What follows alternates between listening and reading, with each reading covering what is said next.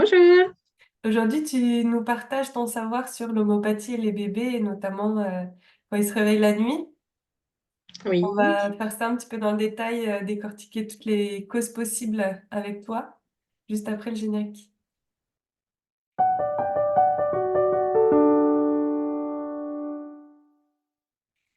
Donc Amélie, l'homéopathie et les bébés.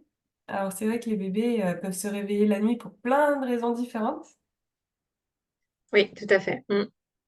Donc les bébés, bah, souvent, alors ça dépend de l'allaitement, ça dépend de l'âge de l'enfant, ça dépend de plein de choses. Mais souvent, alors soit ils peuvent avoir des problèmes de RGO, hein, de reflux, soit il y a les dents, soit il y a la peur de l'abandon, suivant l'âge du bébé. Et c'est vrai que l'homéopathie, dans ce cas-là, il peut être intéressant dans le sens où, bah, par exemple, vers 9 mois, on a cette période où l'enfant, en fait, va avoir peur du monde extérieur et de l'abandon. Et donc là, dans ce cas-là, on a une souche qui est intéressante qui s'appelle le pulsatilla et qui peut aider le bébé à moins ressentir, en fait, cette peur à ce moment-là. Donc ça peut être intéressant dans ce cas-là. Après, au niveau des pathologies, toujours les reflux, les choses comme ça, bah ça peut être aussi soigné par l'homéopathie, hein, avec des souches. On a l'iris, normalement l'iris versicolore, le robinia, qui peut aider aussi à ce que ça brûle moins l'enfant en fait lors de la digestion. Donc ça peut être intéressant, mais il faut chercher vraiment les causes, souvent pourquoi l'enfant pleure et bah, suivant aussi l'âge de l'enfant, s'il cherche la consolation, s'il a besoin de téter, peut-être pour justement la brûlure, etc. Il y a plusieurs causes, hein. Mm. Et oui, faut déceler aussi le niveau de stress et d'anxiété.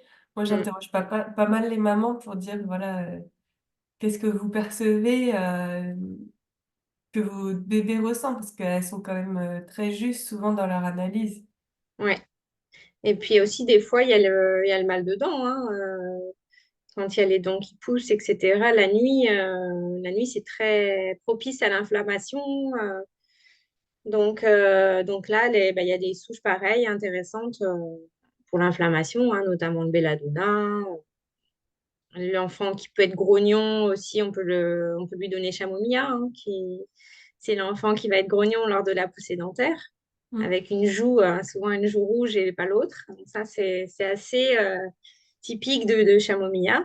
Donc, Mm. faut regarder un petit peu tous ces signes-là qui peuvent nous orienter vers des souches, en fait, hein. Et l'urine aussi, elle peut changer d'odeur quand il y a les poussées dentaires, Oui, c'est devenir plus très acide. ammoniaque, tu sais. Mm, Et ça peut être un indice aussi.